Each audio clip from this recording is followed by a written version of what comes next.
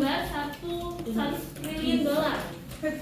Kira-kira apa yang di benak kalian dalam uang ini? Inflasi. Kenapa negara tersebut bisa inflasi?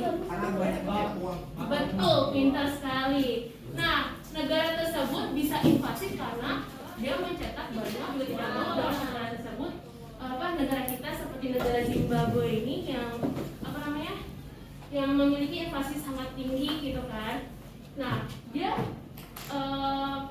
mencetak uang itu awalnya karena ingin mensejahterakan rakyatnya, tapi lama-kelamaan malah jatuhnya jadi inflasi. Nah, mencetak uang yang sangat banyak ini juga tidak baik loh. Jadi kan harus seimbang, harus stabil gitu kan.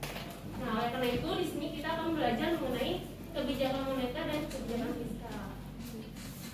Oke, tujuan pembelajaran. Ada yang ingin membacakan tujuan pembelajaran kita ini? Membantu ibu untuk ada mau membantu?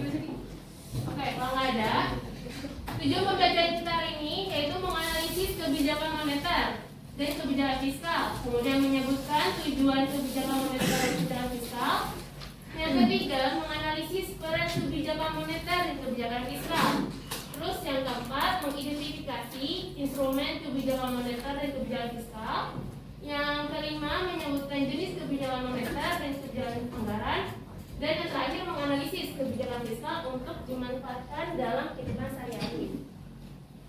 Oke, kita masuk ke pengertian kebijakan moneter. Ada yang ingin membantu ibu nggak untuk membacakan pengertiannya? Ayo. Oke, silakan.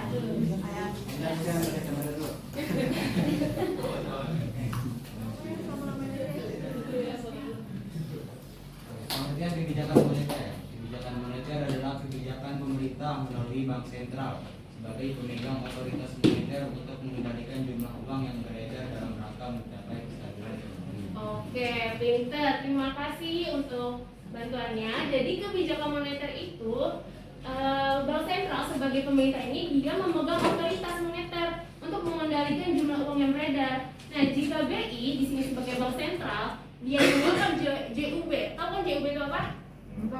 Jumlah uang yang beredar. JUB itu. Ya.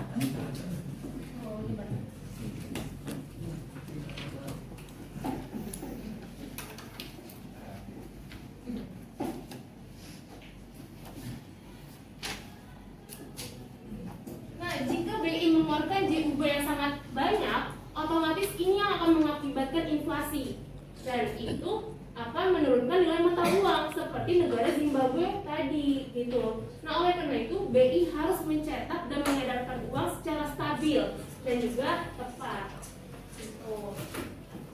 Nah, jenis kebijakan moneter itu dibagi menjadi dua. Ada time money policy dan juga easy money policy.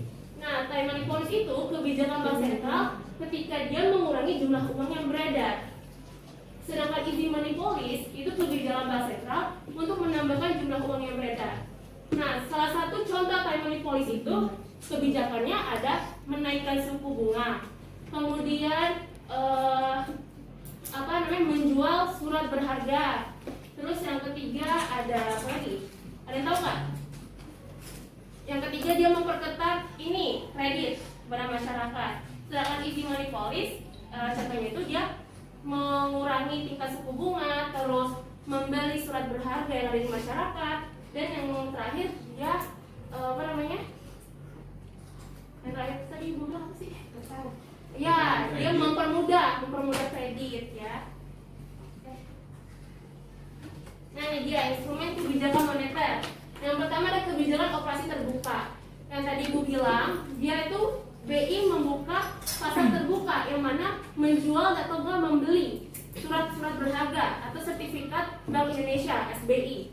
Ya, di sini di kebijakan operasi terbuka, ketika kita inflasi, maka Bank Indonesia akan menjual surat berharganya kepada masyarakat. Nah, tujuannya apa? Tujuannya agar masyarakat membeli uangnya itu balik lagi ke BI, sehingga kan uangnya itu akan masuk ke bank, ke sistem bank gitu. Nah, ketika inflasi seperti itu, tapi ketika deflasi, tahu deflasi apa? Kembalikan inflasi.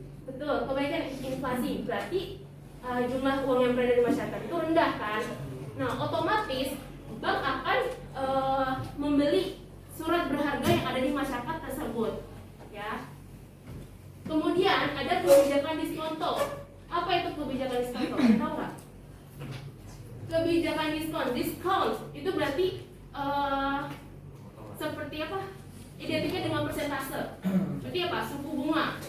Nah, ketika inflasi berarti si BI atau bank sentral akan menaikkan tingkat suku bunganya dengan harapan agar masyarakat menabung dan dan bank tidak akan memberikan kredit kepada masyarakat, gitu kan? Kalau tingkat suku bunga naik, otomatis kan masyarakat tidak akan meminjam uang kepada bank. Karena apa? Karena bunganya tinggi sekali gitu. Nah, kebalikannya ketika deflasi otomatis bank akan menurunkan tingkat suku bunga agar masyarakat tergiur lah istilahnya untuk meminjam uang ke bank gitu. Kemudian ada kebijakan cadangan kas di bank atau cash ratio policy. Nah, ini seperti halnya bank sentral atau BI mengumumkan kepada bank umum untuk turunkan tingkat suku cadangan kas minimumnya gitu. Yang tadinya misal 20 triliun menjadi 100 triliun gitu kan. Otomatis bank tidak akan memberikan kredit kepada masyarakat. Kenapa? Karena cadangan minimumnya itu harus segini gitu. Nggak boleh kurang dari 1 triliun. Kalau misalkan dia sedang terjadi inflasi ya tadi. Nah, tapi kalau misalkan terjadi deflasi, kebalikannya, Bank Indonesia akan memberikan pengumuman kepada bank umum untuk minimal cadangan kas itu diturunkan yang tadinya 100 triliun menjadi balikannya 20 triliun misal. Nah, berarti bank umum akan mengurangi cadangan kasnya agar tidak melebihi kas minimum tersebut gitu ya. Nah, terus ada yang keempat adalah kebijakan kredit selektif. Kebijakan kredit selektif itu ketika inflasi ya bank akan memberikan perketatan syarat-syarat kredit. Syarat-syarat kredit ini disebut 5C ya. Syarat kredit 5C.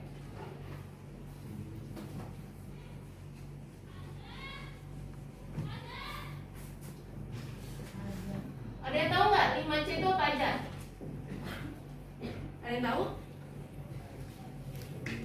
Syarat kredit 5C. Ada yang tahu nggak? C yang pertama itu karakter. C yang kedua ada capacity. C yang ketiga itu ada capital.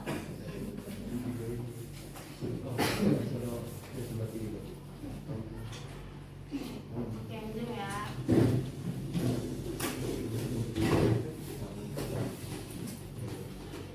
Oke.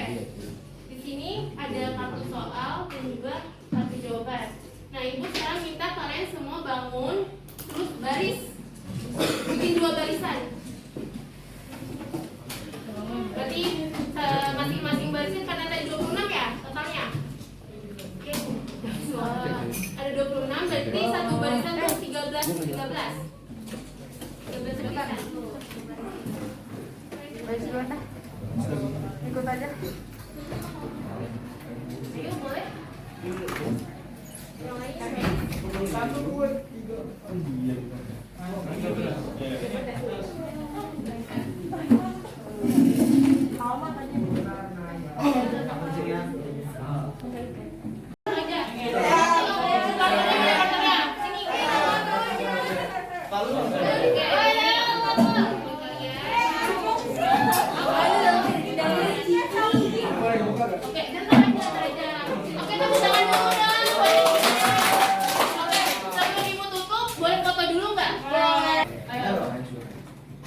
Jadi kesimpulan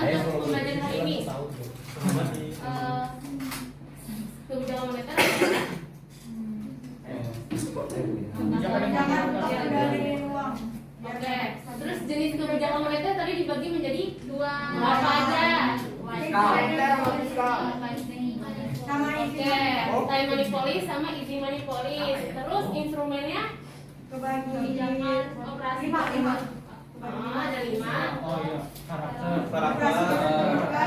Oke, pinter. Terus kebijakan fiskal itu apa? Ayo.